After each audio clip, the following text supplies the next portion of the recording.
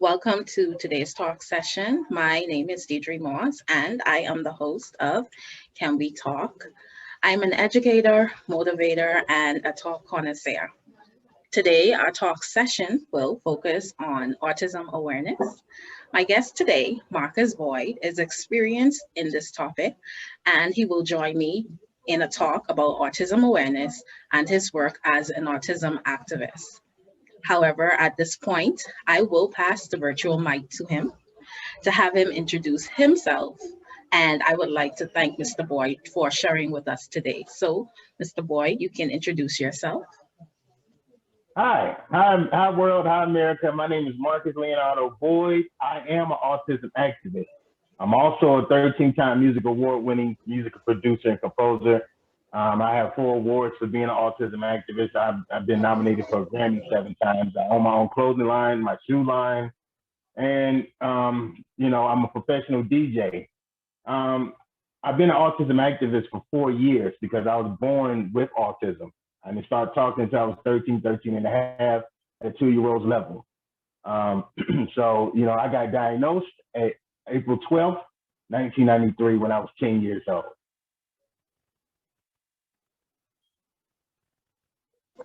Thank you so much for sharing, Mr. Boyd. And as you introduce yourself, you welcome America, but I want you to know that this is like a platform from the Caribbean, the Bahamas. So, yeah.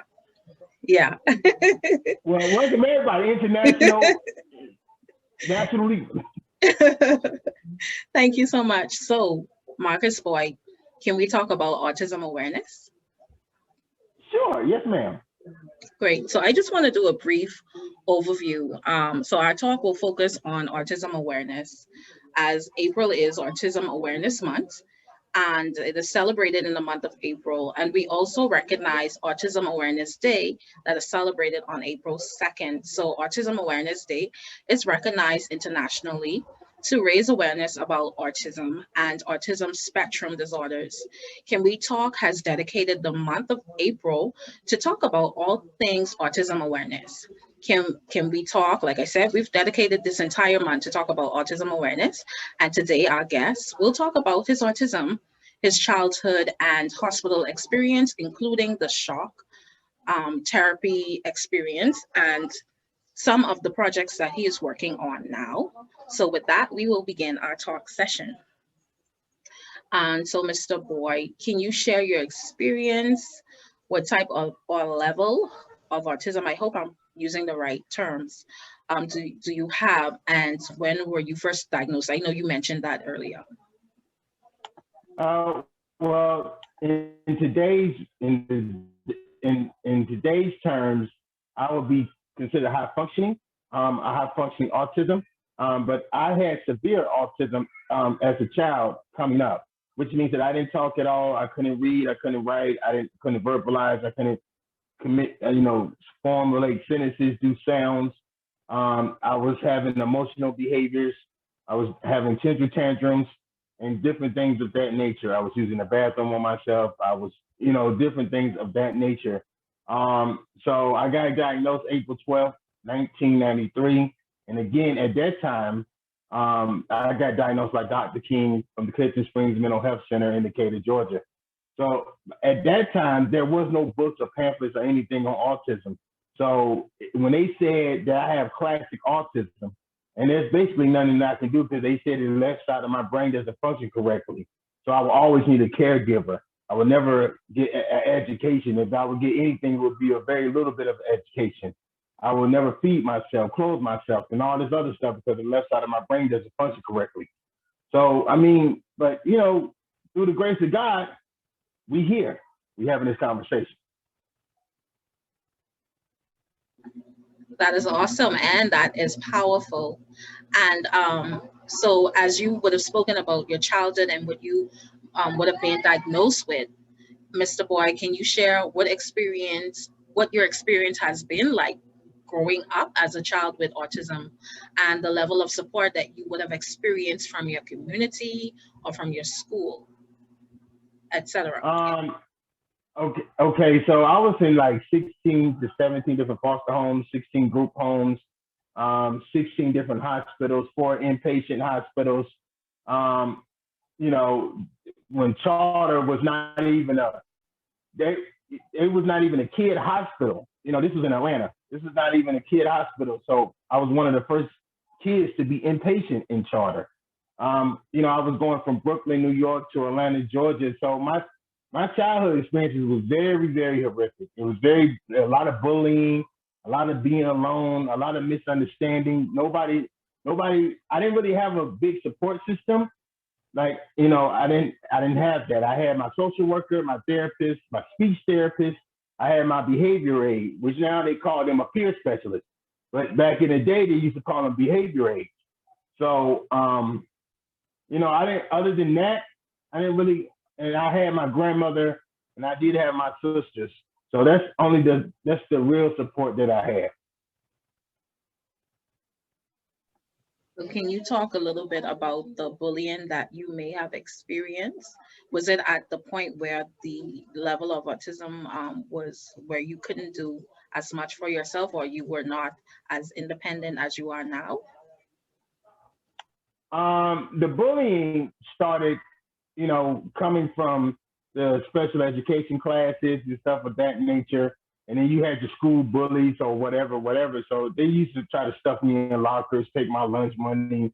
I mean, you know, constantly pick on me, fight me at 3 o'clock. I mean, because the reason why that was because I didn't say nothing. I was alone. I didn't sit with people at lunch or breakfast.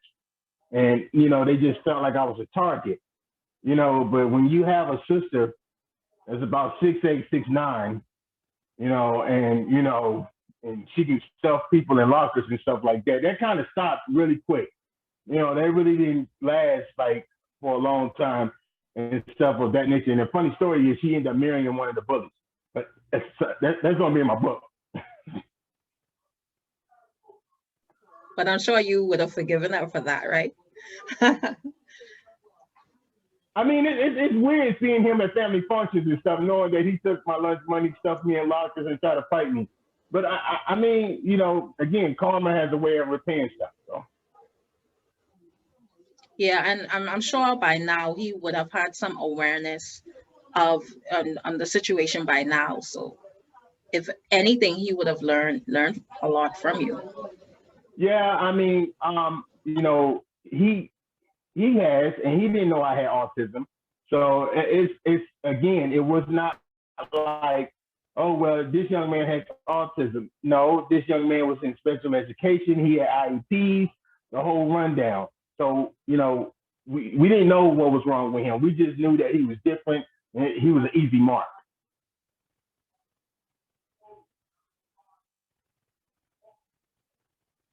Thank you so much. Okay, Mr. Boy, too, as you would have shared your childhood experience, I know you would have wanted to share your hospital experience. And so can you share as an individual with autism, as it pertains to your experience being treated at a hospital or care facility? Sure. The school that I was going to in Atlanta, Georgia, because of my behavioral disciplinary actions, they put me in the hospital, which they put me in a mental hospital. I don't like to use the M word, but they put me in those type of facilities.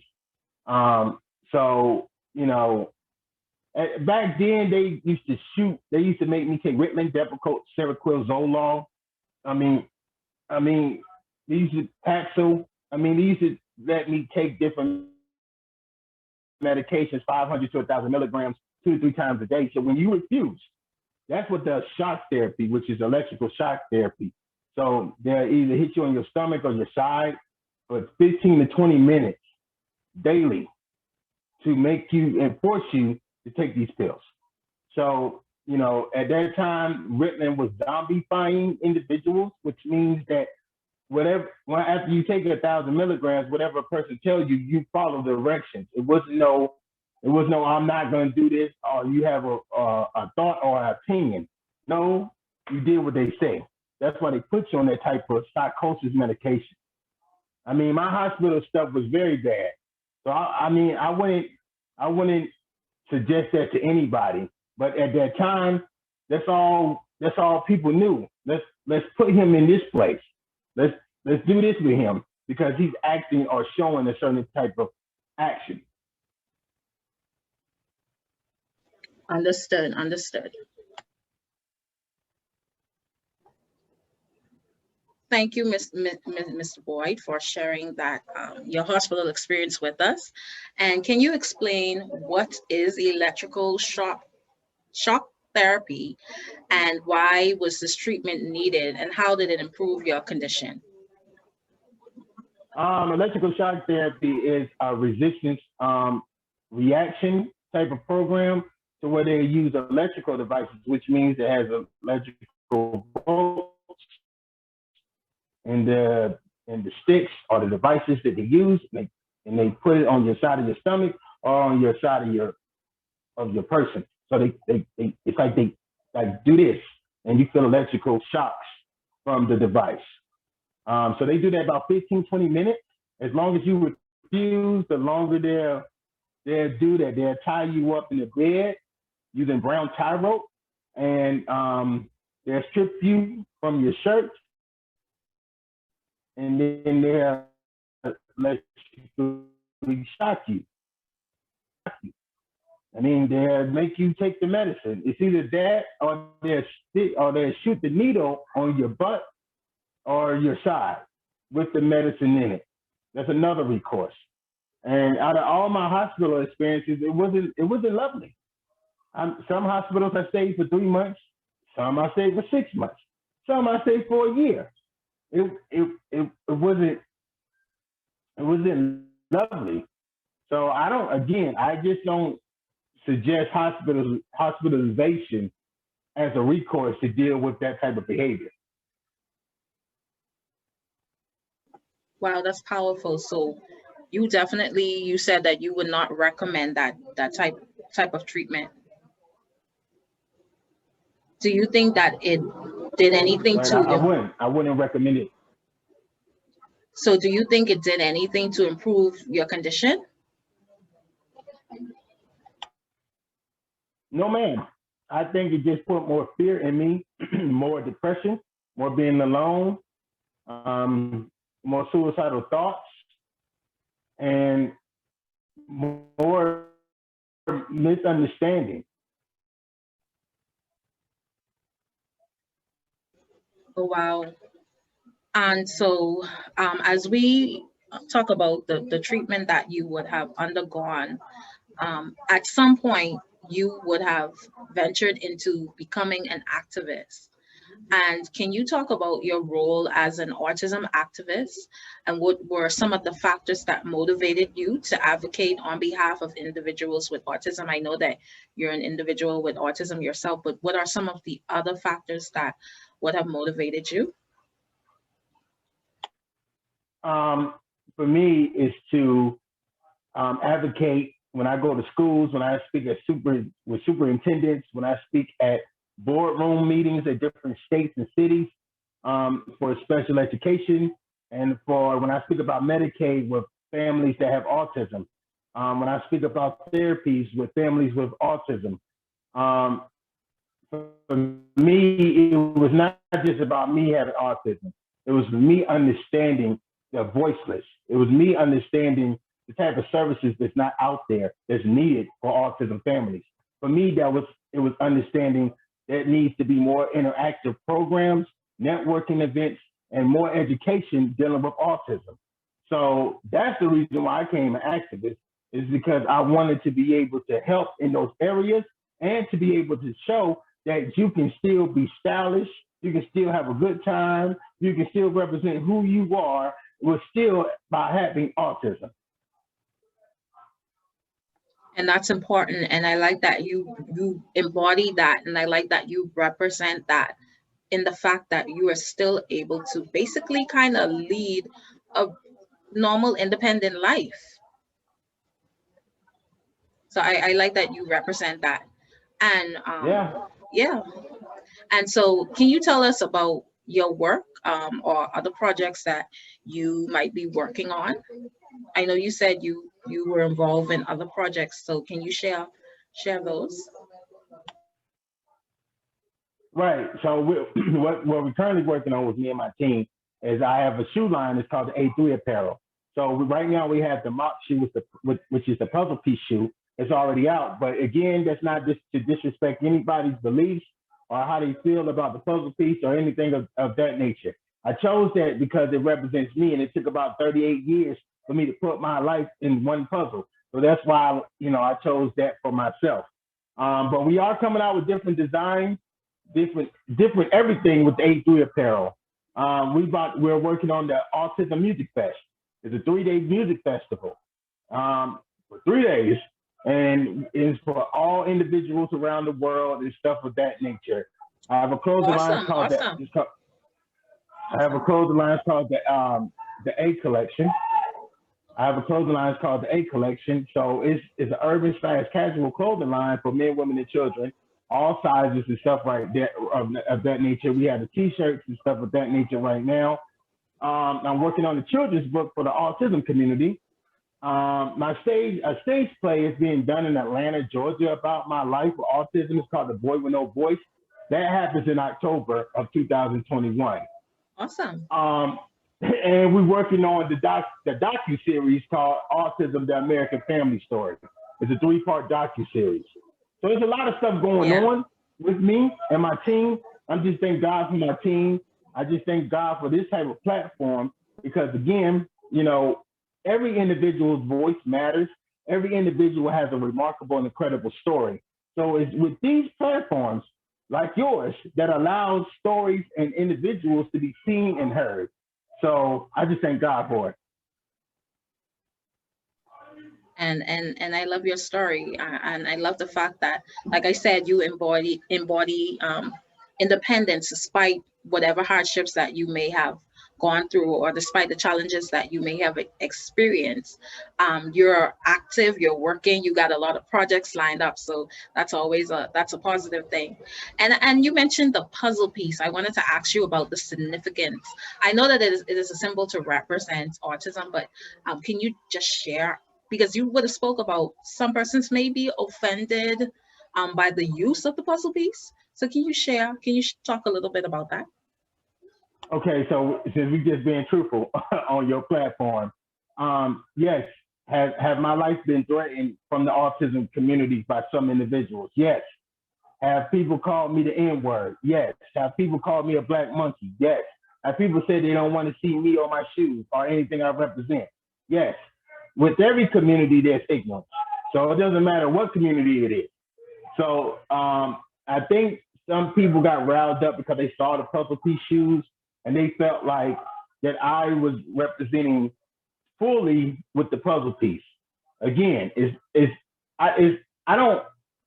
the puzzle piece represents Marcus Leonardo Boyd. I like it.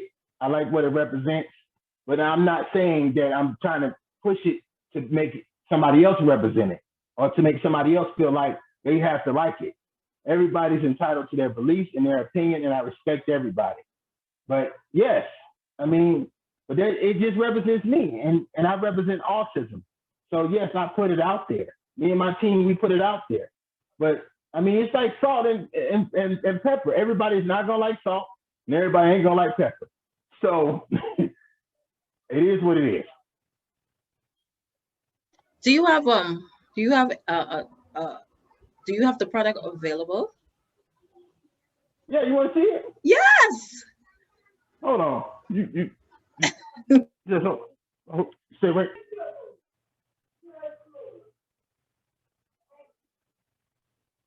Yep, these. See? I never wore them. Oh, I can't. Wow. So do you make them for different sizes? Yes, men, women, and children. So the children ones look different from this. These are the men. So the do you have any children ones? Yes, we do. But they look, the children ones are more low top. So they look different than these. So, we have those available. We are coming out with a different style. Now I'm gonna tell you, this is an exclusive. Now, the new style of tennis shoes that we're coming out with will have scriptures on the insole of the shoe. Oh. So it's almost like Galatians 5:22. Okay. So you'll see that on the insole of the shoe, and you'll see a QR scan. Okay. Awesome. So is this to market to the autism community or? No. See, A3 apparel is for any person, whether you have autism, no autism, whatever. It's for everybody. So that's what we're doing with the A3 apparel. But again, with the puzzle shoe, you know, again, that was not to be disrespectful to nobody.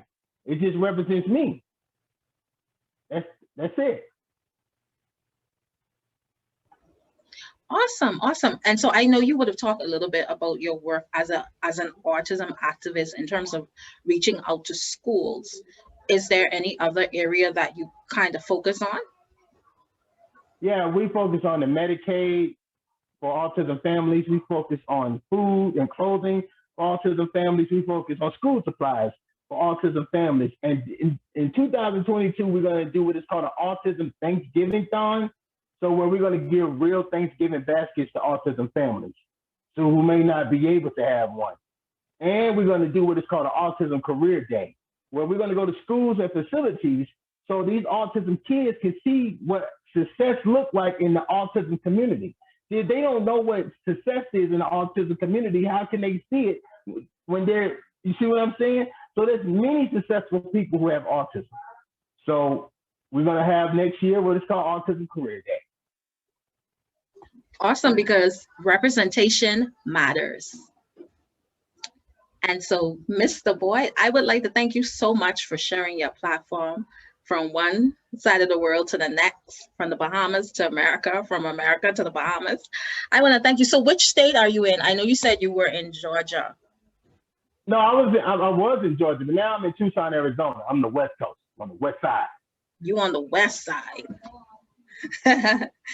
Thank you so much, Mr. Boyd. I definitely would like to bring you on to discuss your other. I know you would have had the issue with logging out. So Mr. Boyd, I would just like to thank you for being a part of this session. I would definitely like to welcome you back to discuss some other aspects as well, just to go in a little bit of depth about your experience, because in sharing your story, I know that your story can help someone else. And so I would like to thank you for coming on today. And do you have a page? Yes, people can find me on autismactivistmarcusboyd.com. And they can also go to Facebook, Marcus Leonardo Boyd, Instagram, Autism Activist Marcus Boyd, TikTok. I mean, same thing. I mean, so doesn't really matter. I'm everywhere. Yeah. Google. So I would like to thank you for being a part of this session and sharing your story and your experience. I would like to thank our viewers for listening in. Like our page for future notifications of upcoming talks. Comment under our videos. Let us know your thoughts about this session and what you would want us to talk about. You can also subscribe to our YouTube channel, Can We Talk? Follow us on Instagram and Twitter using the social media platforms address that we provide on our Facebook page. Thank you and good day.